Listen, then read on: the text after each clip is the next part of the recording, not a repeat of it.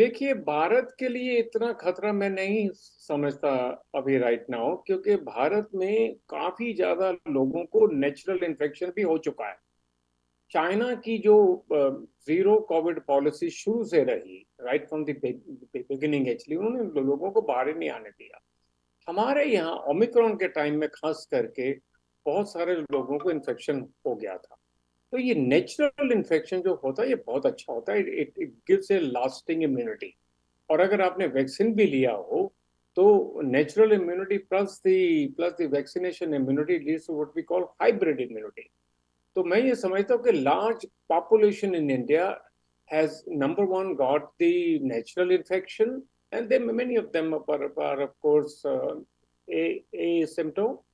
उनको कोई सिम्टम नहीं आए थे बाहर, लेकिन बहुत सारे लोगों ने नेचुरल इन्फेक्शन के साथ वैक्सीनेशन भी लिया, कम से कम 2 डोज तो लिया।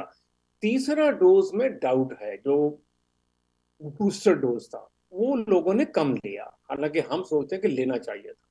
और अगर किसी ने 3 डोज लिए हुए हैं, पहले 2 और उसके बाद एक और उसके साथ में अगर उसको नेचुरल इन्फेक्शन भी हो जाता, दे आर द बेस्ट।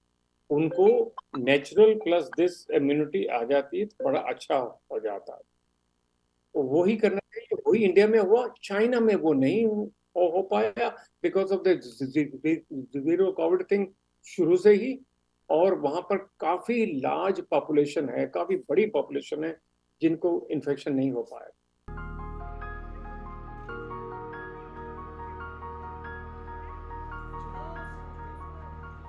तो दो चाइना की वैक्सीन जो थी, साइनोवैक और साइनोफार्म, ये दोनों वैक्सीन उन्होंने चाइना ने दिया।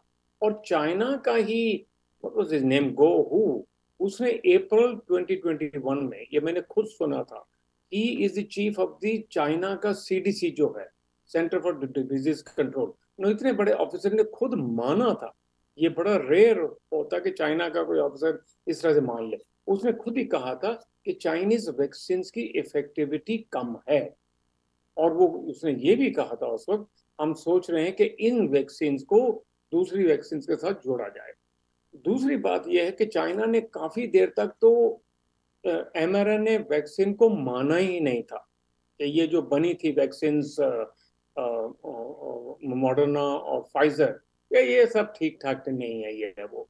बाद में उन्होंने उसको माना, और अब मैंने देखा कि चाइना में भी कंपनीज आ रही हैं जो कि एमआरएनए वैक्सीन भी बना रही। पर ये बात तो सही है, ये उन्होंने खुद माना है कि उनकी वैक्सीन की इफेक्टिविटी कम है। तो दोनों फैक्टर्स वहां पर काम किए।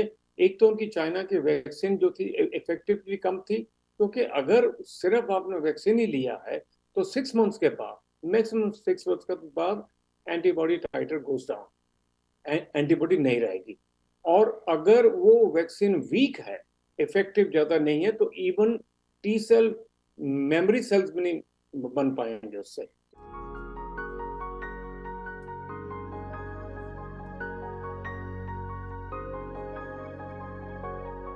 आज मेरे को तो लगता है बहुत ज्यादा है।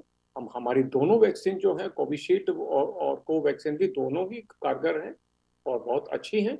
और मैं नहीं कहूँगा कि उनके उनके कंपैरिजन है ये एमआरएनए के, ये ना फाइजर और मॉडर्ना के, क्योंकि वो उसका बनाने का टूल फर्क फर्क फर्क था, लेकिन बहुत अच्छी है। 80% से ज्यादा भी इफेक्टिव अगर वैक्सीन होती है उसको कहा जाता है बहुत अच्छी वैक्सीन। रादर डब्ल्यूएचओ ने तो कहा था 60 तक, 60% से ज्यादा वैक्सीन हो, WHO calls it as a very effective vaccine. हमारी वैक्सीन तो उससे बहुत ज्यादा है।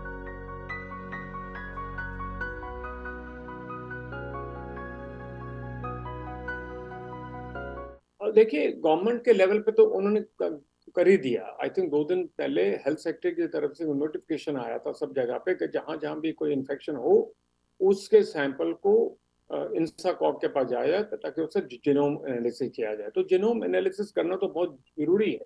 वो नॉट ओनली इंडिया में जरूरी है, लेकिन ये जो 5 और 6 देश हैं यहाँ के बहुत ज्यादा फैल गया, जैसे चाइना है, यूएस है, साउथ कोरिया है, जापान है और ब्राजील है। इनको भी हर अपने सैंपल को जिनोम सीक्वेंस करना चाहिए, ये देखने के लिए कि कहीं कोई न्यू वायरस स्ट्रेन तो नहीं आ गई, कहीं कोई न्यू वेरिएंट तो नहीं आ गया। आपको मालूम है कि अगर वायरस बढ़ता है, अगर वायरस डिवाइड कर रहा है, नए नए इन्फेक्शन आ रहे हैं, तो जो ही जितना वायरस डिवाइड करेगा उतनी ही पॉसिबिलिटी हो जाती है कि नया कोई स्ट्रेन आ जाएगा। तो इसलिए इसको करने के लिए ये भारत को करना पड़ेगा, लेकिन भारत में कोई पैनिक की कोई जरूरत नहीं। सावधानी तो मैं ये बताऊंगा, वो तो सावधानी सबके लिए है, वो तो हमने शुरू से ही कही है कि ये जो इम्यूनो कॉम्प्रोमाइज लॉट, लोगों को जिनको ट्रांसप्लांट हुआ है, जिन जो कैंसर के मरीज हैं, या जिनको अंडरलाइंग डायबिटीज है, या कोई और ऑटोइम्यून डिजीज है, या ओल्डर पॉपुलेशन है, ओल्डर पॉपुलेशन में इम्यून सिस्टम जो थोड़ा सा लो चले जाता है, जिसको हम इम्यूनोसेनेसेंस कहते हैं। तो इन लोगों को हमारी तरफ से तो यही रिकमेंडेशन है कि जहां भी बाहर जाएं और अगर बंद जगह में जाए तो अपने लिए मास्क पहन के जाएं। दूसरा आदमी पहने या नहीं पहने, ये लोग मास्क पहन के जाएं जो लोग बाहर इस तरह से जा रहे हैं, और पर्टिकुलरली जो इम्यूनो कॉम्प्रोमाइज है। बाकी लोगों को मुझे नहीं लगता कि अभी ऐसा टाइम आ गया कि हमें एकदम से सबको मास्क पहनने की जरूरत है, क्योंकि नॉर्मल लाइफ भी तो आनी चाहिए। और ये ओमिक्रॉन इन्फेक्शन यहाँ पर लोगों को हुआ, जिन जिन को भी हुआ है, बड़ा माइल्ड रहता है, क्योंकि ज़्यादा सिवियरिटी तो होती नहीं है।